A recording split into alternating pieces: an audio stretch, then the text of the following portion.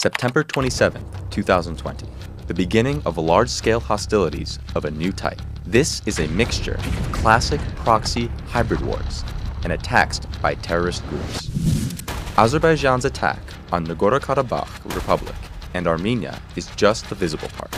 Behind the facade are Turkey, Israel, terrorists from the Middle East. The theater of military operations is gradually shifting from Syria to the South Caucasus. The reason is not just the long-standing conflict between Armenians and Azerbaijanis over Karabakh, but geopolitical expansion of Turkey. An attempt to intervene on the territory of the two Armenian states is only the first step. Turkey and Azerbaijan pose a great threat to the security in the South Caucasus. They are activated in different directions of the front in order to crush our common fist. But they do not take into account the fact that military action for us is a matter of defending the fatherland and ensuring the physical safety of citizens. We will do our best to prevent their further advancement. The goal of Azerbaijan and Turkey is to solve the problem with the help of a lightning war, which implies full control over Artsakh. But the Armenian armed forces have been preparing for different scenarios for years and have created defensive models that allow us to act effectively under any threat.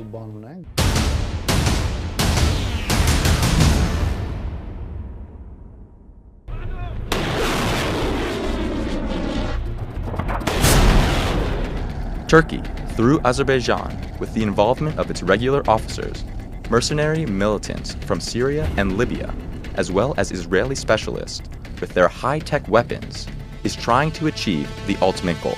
This is to push Russia out of the region, rebuild the zone of influence, and spreading neo-Ottomanism to achieve the cherished dream, to create Great Tehran.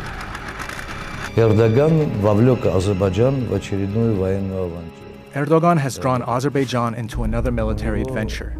He has very large neo-Ottoman appetites, from Libya to the borders of China. This is his idea to restore the Ottoman Empire and create a pan-Turanian sultanate up to the Uyghurs, so to speak. And this is his dream. This is his hope to take revenge from Russia. You remember, they fought 38 times, fought more than once in the Balkans. There were wars for the Crimea and especially wars for the Caucasus. Now, I think that Erdogan considered it a convenient moment. There are problems with Belarus, he has a certain weight already in Georgia, and he has already founded 2 military bases in Nakhichevan and on the Absheron Peninsula. It is just a very convenient moment to take a revengist step towards Russia, to knock Russia out of the South Caucasus and in general from the Caucasus.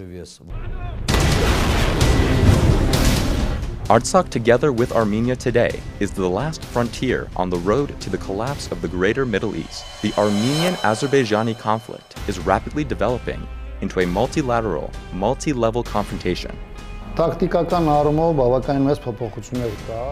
are big changes in tactics.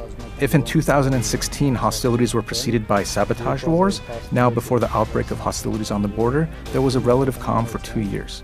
This allowed Turkey and Azerbaijan to prepare their infrastructure and military forces well for the conduct of hostilities. The second difference is the intensity of the fire, the continuity of fierce battles.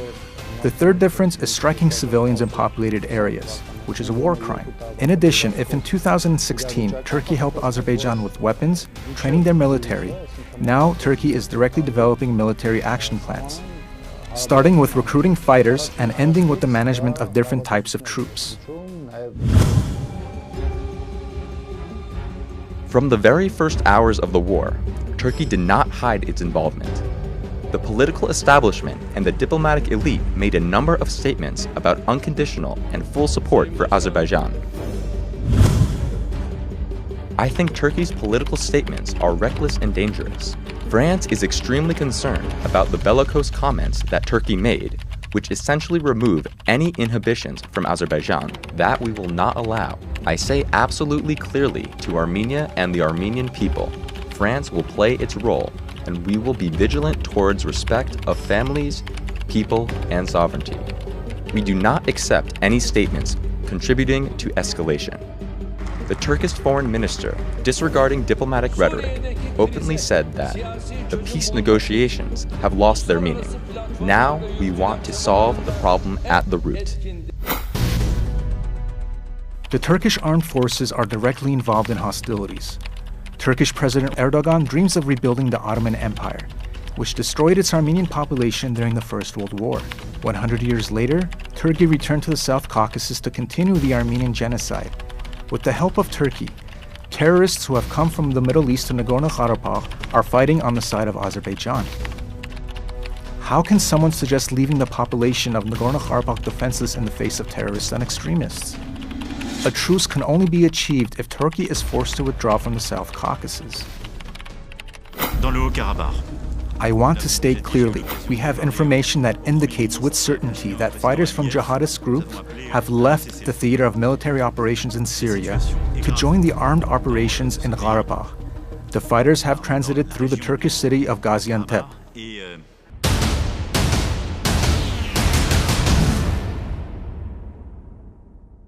First, the OSCE Minsk group tried to cool the militaristic fever of the Turkish-Azerbaijani tandem, and then the leaders of the co-chairing countries circulated a joint statement. President of the Russian Federation Vladimir Putin, President of the United States of America Donald Trump, and President of the French Republic Emmanuel Macron, representing the OSCE Minsk group co-chair countries, condemn in the strongest terms the escalation of violence on the line of contact in the Nagorno-Karabakh conflict zone. We mourn the victims and express our condolences to the families of those killed and wounded. We call for an immediate end to hostilities between the armed forces of the parties involved. We also call on the leaders of Armenia and Azerbaijan to immediately undertake commitments in good faith and without putting forward preconditions to resume negotiations on the essence of the settlement with the assistance of the OSCE Minsk group co-chairs. In response, the Turkish president said that for 30 years the OSCE Minsk group was unable to resolve the Karabakh issue, and today it is trying to find a way to an armistice.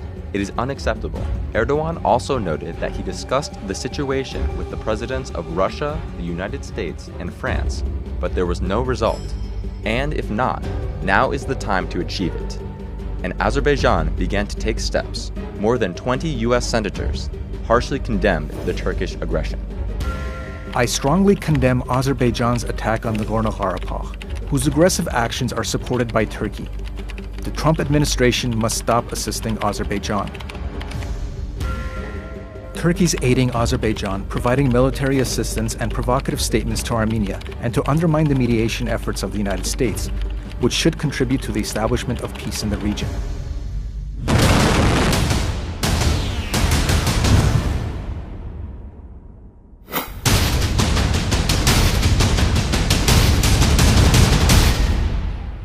The Third Karabakh war zone once again clearly proved that it is impossible to live in peace next to Azerbaijan. Finding a common language is unrealistic. They lack universal human values and humanism. Attacks are carried out along the entire length of the front line.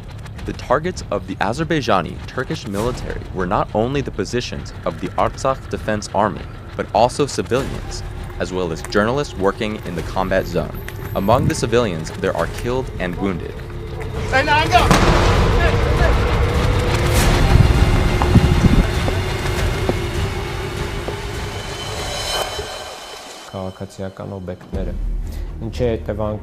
Azerbaijan quite intensively targeted the civilian population and civilian infrastructure. The strikes are being made on dozens of settlements, not only border ones, but also located deep in the rear, including cities and the capital Stepanakert. This means that they do it purposefully. This is a gross violation of the Geneva Conventions, violation of the rules of warfare, human rights to life, physical and psychological safety. In addition, for years, Azerbaijan has been pursuing a policy of hatred of Armenians. This is a manifestation of xenophobia, which is also a gross violation of international law.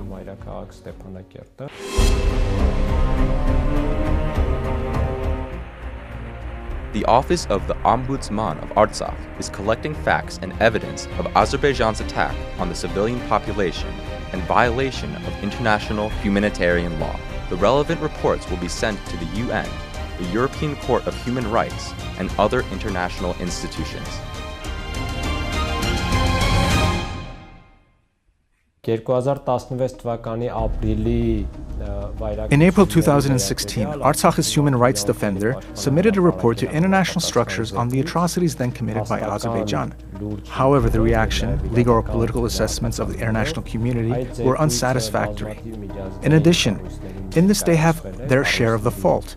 After all, the lack of a proper assessment of what happened in April 2016 led to the fact that now Azerbaijan is violating international law with greater cruelty. I believe that the international community must exert on the state of Azerbaijan more tangible pressure.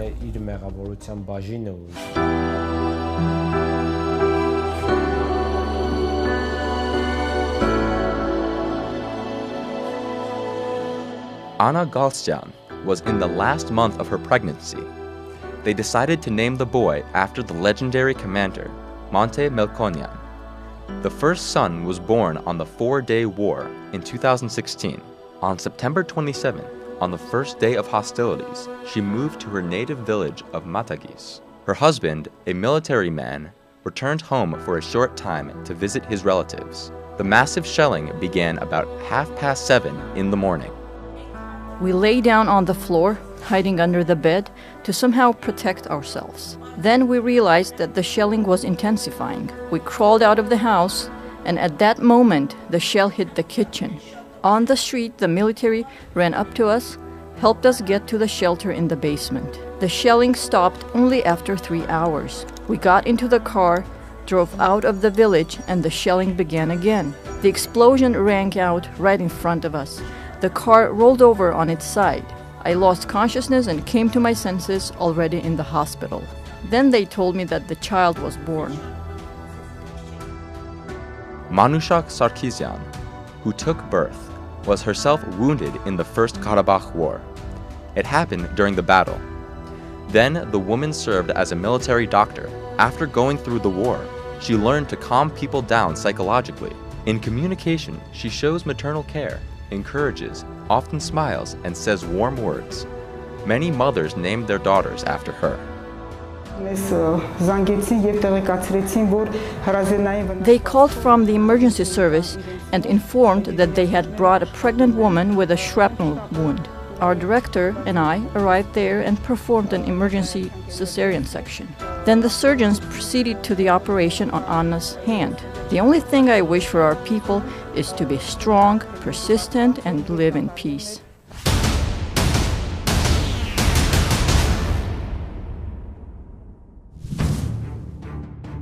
Azerbaijan uses its entire arsenal: long-range howitzers and artillery installations, multiple launch rocket systems, Grad, Smerch, Uragan, heavy fire systems, Sansapelk, ballistic missiles, prohibited cluster bombs, tanks and armored personnel carriers, airplanes, helicopters, reconnaissance and attack drones. The Armenian armed forces are delivering extremely precise, effective, and tough retaliatory strikes. The enemy suffers huge losses in manpower and military equipment.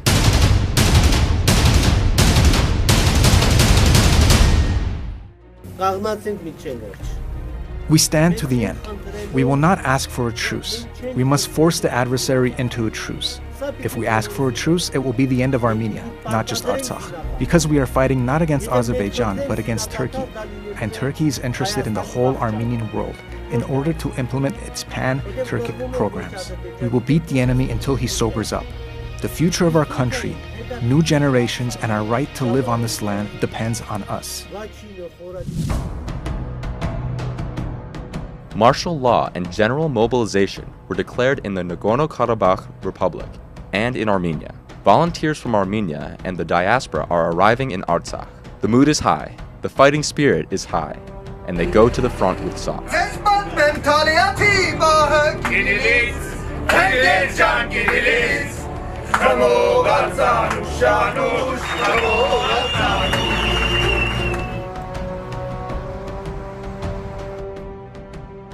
The streets of Stepanakert are not crowded. It is very rare to meet men in the city. Almost everyone is on the front lines. The rear provides the army uninterruptedly. Many enterprises have redesigned production for military needs. The working hours were also increased from early morning till late evening.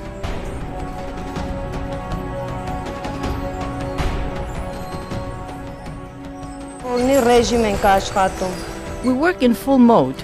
Now we bake bread only for soldiers. There is no panic. We're working in an organized manner to provide our defenders with bread on time. My brother is also serving now. I constantly think about him and all our guys. I also often pray for them. In the churches of Artsakh, prayers are now only about one thing, that the Lord would save the Armenian people and give them strength for victory. Мы все-то рассчитываем на нашу армию, на ее несгибаемую волю. We all rely on our army, its unwavering will, and we all pray for them that their decisive actions would lead us to an early peace, to a ceasefire. We must force this. We need the unity of the people to make every effort to strengthen the army, which is the guarantor of our stability, independence, and peace in general. Максимум усилий, чтобы укрепить армию.